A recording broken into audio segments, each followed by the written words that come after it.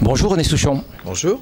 Vous êtes ancien ministre des gouvernements Mauroy et Fabius. Vous avez été maire d'Aurillac et député du Cantal et vous présidez aujourd'hui le conseil régional d'Auvergne.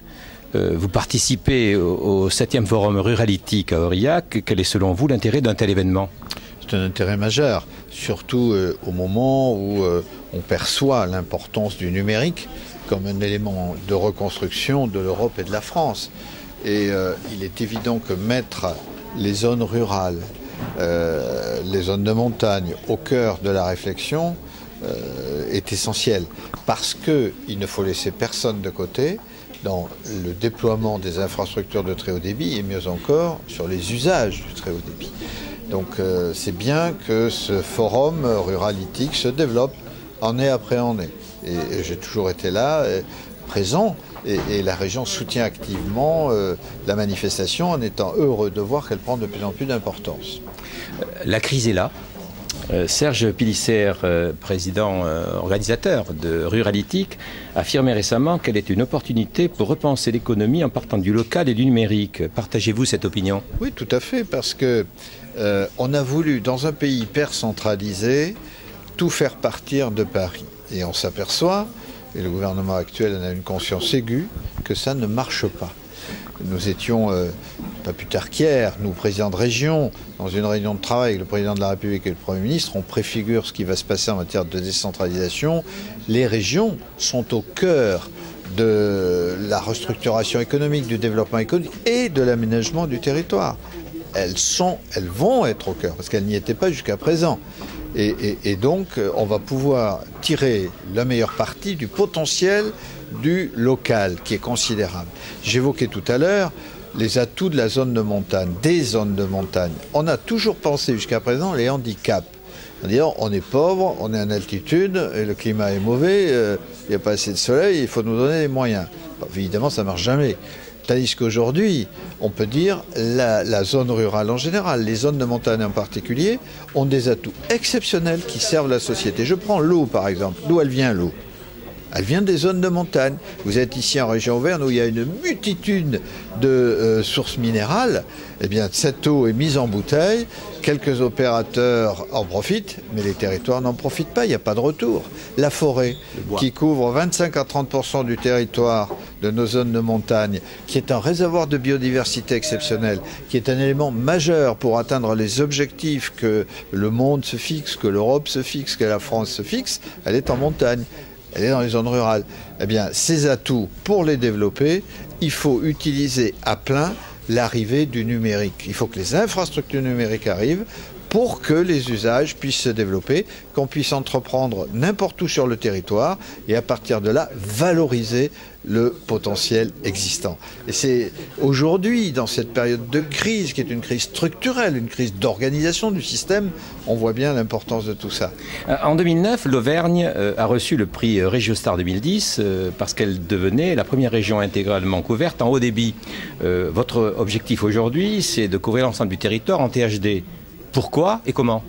Pourquoi? Parce que c'est vital, je viens de le dire, c'est un levier de développement exceptionnel qui donne des chances de développement à tous nos villages, à toutes nos zones. Comment nous sommes en train, nous, Région Auvergne, qui avons la maîtrise d'ouvrage du déploiement du très haut débit, nous avons construit un partenariat avec l'État, les départements de la région, les agglomérations, et nous allons, à partir de la mi-2013, déployer du très haut débit. Nous avons été la première région haut débit en Europe.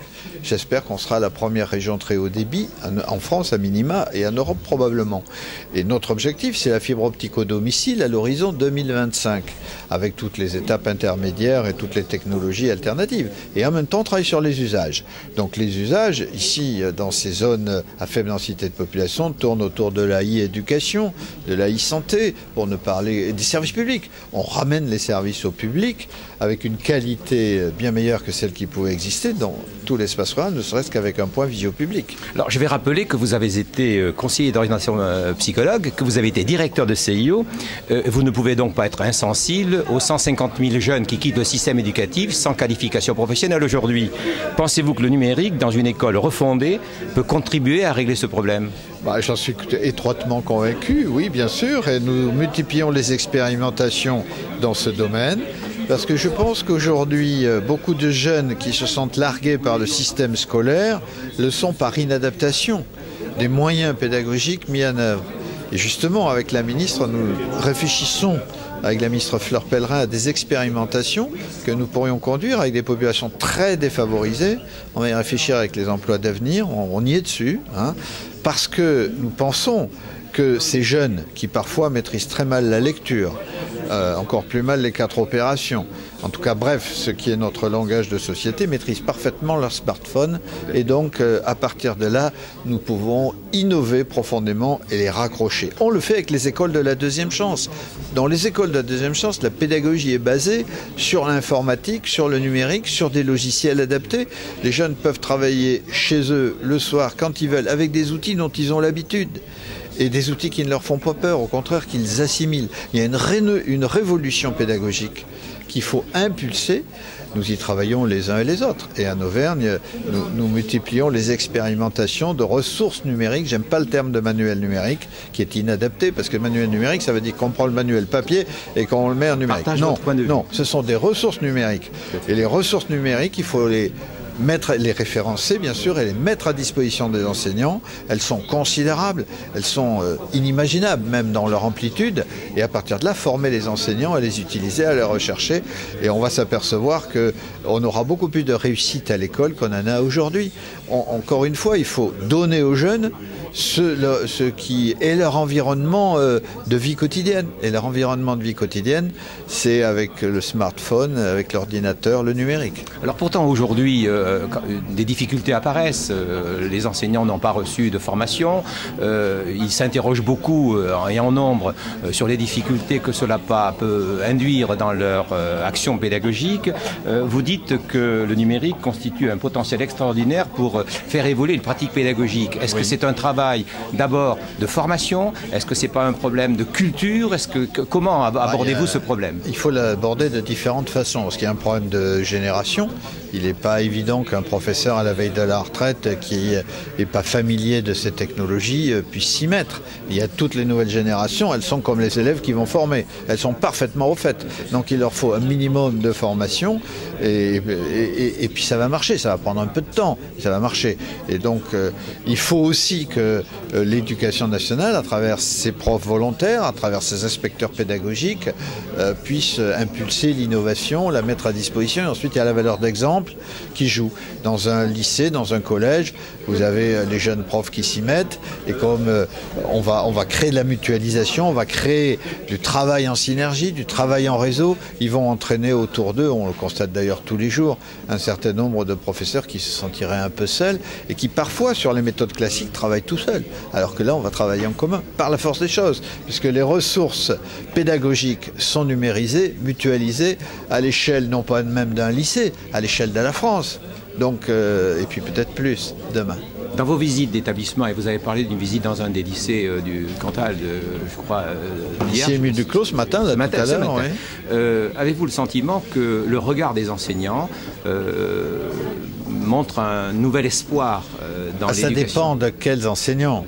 J'en connais qui ne veulent pas bouger, et bon, j'y peux pas grand-chose, mais j'en vois aussi beaucoup qui sont enthousiastes. Et c'est sur les enthousiastes que nous tablons pour qu'ils entraînent les autres. Oui, bien sûr, et qu'ils servent de modèle. Et nous avons des choses exceptionnelles qui se font en utilisation du numérique à l'école. J'en ai vu sur les choses les plus faciles, la géographie. J'ai assisté à un cours de géographie sur l'Égypte et le Nil en utilisant au maximum les ressources numériques. Vous sortez de là, vous n'avez plus besoin d'apprendre la leçon, elle est gravée dans la tête. Bon, alors évidemment, les mathématiques, pour moi, c'est très difficile. Il paraît que pour un professeur, non, ça va. En français, c'est très difficile, mais il y a également des expérimentations remarquables, formidables. Donc c'est possible partout avec des degrés divers. C'est un changement de logiciel culturel. C'est pour ça qu'on ne peut pas brutaliser les enseignants. On comprend bien que s'ils n'ont pas appris, si ce n'est pas leur culture, ils ne vont pas y arriver. Mais on va le faire avec les plus jeunes. On vous sent très enthousiaste. Je le suis parce que je suis convaincu que nous disposons, avec le potentiel du numérique, si on l'utilise à plein, de levier de développement exceptionnel et qui plus est pour tous les territoires. C'est-à-dire qu'on peut sortir de la fracture territoriale largement grâce au numérique. Merci beaucoup.